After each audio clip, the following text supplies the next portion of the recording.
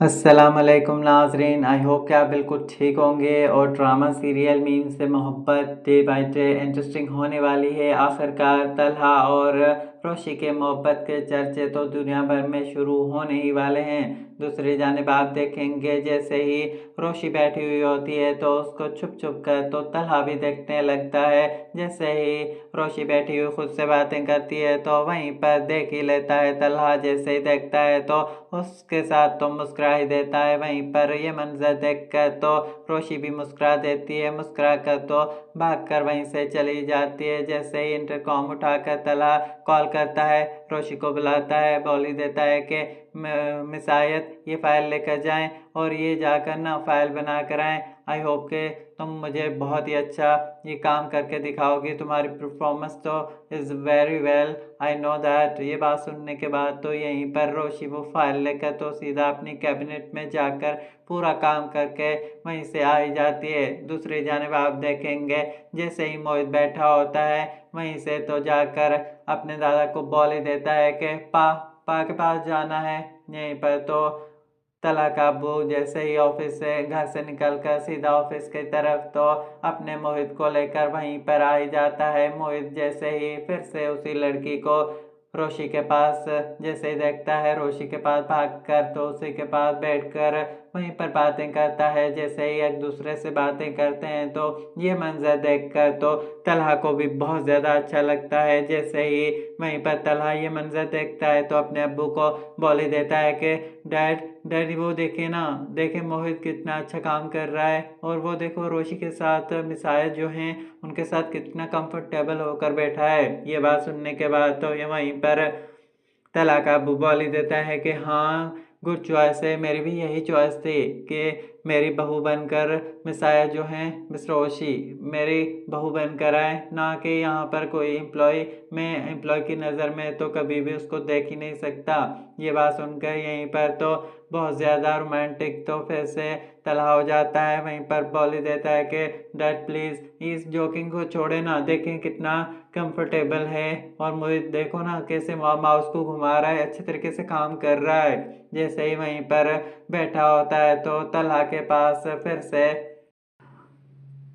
रोशी file लेकर चली जाती है। वहीं पर फाइल देखकर तो तलहा बोल ही देता है कि अच्छी रिपोर्ट बनाई है आपने और कभी कभी ना अच्छे काम करके आप मुझे हैरान कर देती हैं। दूसरी जानिब आप देखेंगे जैसे ही नाहिद अपने घर पर चली जाती है तो वहीं पर बैठा हुआ और बैठा होता है, बोल ही देता है कि क्या हुआ अम्मी, आप मेरे लिए रिश्ता देख कर आई हैं ना, मैंने आपको मना किया था ना, मैं रोशी के अलावा किसी और से शादी करने के बारे में तसव्वुर भी नहीं कर सकता। आप फिर से जाएं और रोशी के घर वालों को मनाएं और वहीं पर जाकर तो बोले ना कि मैं उसके साथ शादी करने में कितना इम्प्रेस हूँ। ये बात सुनने के बाद नाहिद बोलती है कि ऐसे नहीं हो सकता बेटा, तुम सदफ को जानते नहीं हो। सदफ ने तो खुला इनकार कर दिया है कि वो तुम्हें अपनी बेटी नहीं देना चाहते। दूसरी जानिब आप देखेंगे जैसे ही माही बैठी हुई होती है तो वहीं पर माही बोल ही देती है कि मुझे लगता है कि तुम ना रोशी तुम कुछ कर रही हो और तुम आजकल ऐसे ही बता रहे हो कि तो तलहा सर और तुम्हारे बीच में कुछ चल रहा है, तुम्हारे साथ उसकी कोई दुश्मनी कम नहीं हो गई। पहले जब भी आती थी हमेशा उसके बारे में तुम बातें करती थी, उसके साथ लड़कर आने की। आजकल तुम उसके साथ बहुत बैठ कर आ रही हो, क्या बात है, कुछ लव लव तो नहीं हो गया उसके साथ। ये बात सुनने के बाद तो यहीं पर रोशी बोलती है कि क्या हो गया माही, प्लीज़ ऐसी तो बातें नहीं किया करो, मैं तो उसको बहुत ही ज़्यादा नापसंद करती हूँ, तुम सोच भी कैसे सकती हो कि मैं उसके साथ मोहब्बत कर सकती हूँ।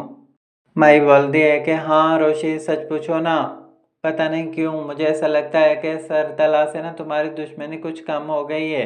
ये बात सुनने के बाद यहीं पर सद रोशी बोलती है कि हाँ ये तो सच है कि उसकी मेरे साथ कुछ दुश्मनी कम हो गई है, क्योंकि वो मेरा काम के लायक है और वो मेरे काम को पसंद करने लगा है ना आजकल, तभी तो उसकी मेरे साथ दुश्मनी कम हो गई है। दूसरी जानिब आप देखेंगे जैसे ही कंप्यूटर लैपटॉप लेकर रोशी बैठी हुई होती है, शायद काम करती है, वहीं पर तो छुप कर फिर से तला देख ही लेता है। तला जैसे ही काम करते हुए रोशी को देखता है तो रोशी को देखते देखते फिर से मुस्कुरा देता है। वहीं पर जैसे मुस्कुराता है तो ऊपर से सर्वेंट आ ही जाता है, बोल ही देता है कि क्या देख रहे हैं सर। यहीं पर तला बोलता है कि मैं यही देख रहा हूँ कि मिसाइल जो हैं आजकल कितना स्ट्रॉन्ग काम करने लगी हैं और आजकल वो बहुत ही ज़्यादा अच्छे काम करने लगी हैं। रोशी के पास जैसे ही तलहा जाता है, बोल ही देता है कि आज फिर से मैंने तुम्हें 2 फाइल्स भेजी हैं, वो ना काम अच्छे करके भेज दो और मेरी जो भी डील है वो सारी कैंसिल ना हो जाए। अगर कैंसिल हो गई ना तुम्हारी जॉब मैं ख़त्म कर दूंगा। इस बात को सुनने के बाद तो रोशी भी बहुत ज़्यादा सेटिस्फाइड हो जाती है और अपने प्रेशर में आकर फुल काम करने का जोश में होती है। जैसे काम करती है तो वहीं पर अचानक से तलहा आ जाता है। तलहा बोल ही देता है कि वाह भाई, आज तो आपने कमाल ही कर दिया, क्या काम कर दिया। सारी डील जो है वो एक्सपेक्ट हो गई हैं और सबने हमारे साथ काम करने के बारे में तो सोच दिया है कि आपने ऐसी कौन सी ट्रिक लगा दी। यहीं पर तो बहुत सारी बातें रोशी तो करने शुरू हो ही जाती है। वहीं पर सुनते सुनते तो वहीं पर फिर से तलहा तो रोशी को अपना दिल दे ही बैठता है। जैसे ही देता है तो वहीं पर जैसे ही देखता है तो वहीं पर तलहा का अब्बू भी आ जाता है, बोल ही देता है कि क्या हुआ तलहा। तलहा अहमद, तुम इतने कंफ्यूज क्यों हो गए हो, क्या हुआ है, तुम ठीक तो हो ना। वहीं पर तो जैसे ही रोशी ये बात सुनती है तो वहीं से भाग कर चली जाती है। वहीं पर तलहा को बोलता है कि मुझे तो लगता है कि तुम्हें ना कुछ मेरी भतीजी के साथ लव स्टोरी होने वाली है, तुमने लव तो नहीं हो गया। तलहा बोलता है कि नहीं अब्बू, हमेशा आप डैड ऐसी बातें क्यों करते रहते हैं, आपको मैंने पहले भी मना किया था ना कि आप प्लीज़ ऐसी बातें नहीं किया करें, अच्छी नहीं लगती। आगे आप देखेंगे चमन बुआ जैसे ही बैठी हुई होती है तो वहीं पर बोली रहती है कि हमारी ना रोशी को नज़र ही लग गई है, वो तो ऑफिस में बहुत ज़्यादा काम करने लगी है। सदा बोलती है कि चमन बुआ, आप मेरी बेटी को ना खुद नज़र लगा रही हैं और ख़ुद ही बोल रही हैं कि उसको नज़र लग चुकी है, प्लीज़ ऐसी बातें नहीं किया करें। मैं अच्छे तरीके से जानती हूँ कि मेरी बेटी ने आज अब जाकर ही तो मेहनत करना शुरू की है ना, अगर उसको नज़र लग गई तो हमारे घर को आगे कौन चलाएगा।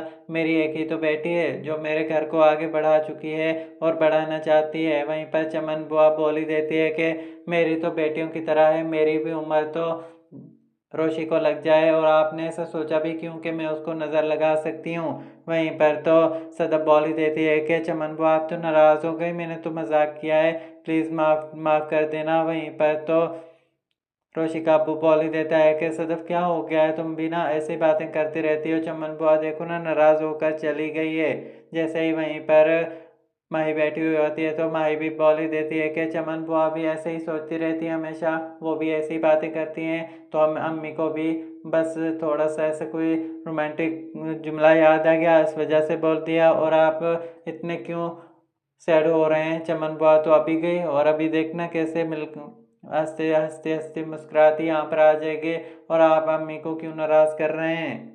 आगे आप देखेंगे जलाल भी तो अपनी बीवी से मोहब्बत कर कर के तो थक गया है। वहीं पर तो उसकी नौशी आ ही जाती है। वहीं पर पॉली देती है कि किशमिश किशमिश कहाँ हो जलाल। यहीं पर तो जलाल भागता आता है, पॉली देता है कि क्या हो गया मेरी जान, जानू क्या हो गया है, तुम मुझे पुकारो और मैं ना आऊँ। वहीं पर पॉली देती है कि तुमने मेरे कपड़े प्रेस करवा दिए, वो सैंडल लेकर आओ, मुझे पहनकर अम्मी वालों की तरफ जाना है। यहीं पर तो जलाल अपना पर्स उठाकर और कपड़े प्रेस करके सीधा अपनी जान के पास आ जाता है। ये मंजर देखकर तो यहीं पर जान को भी बहुत ज़्यादा अच्छा लग जाता है। वहीं पर तो शर्मिंदा और रोमांटिक तो फिर से जलाल हो ही जाता है।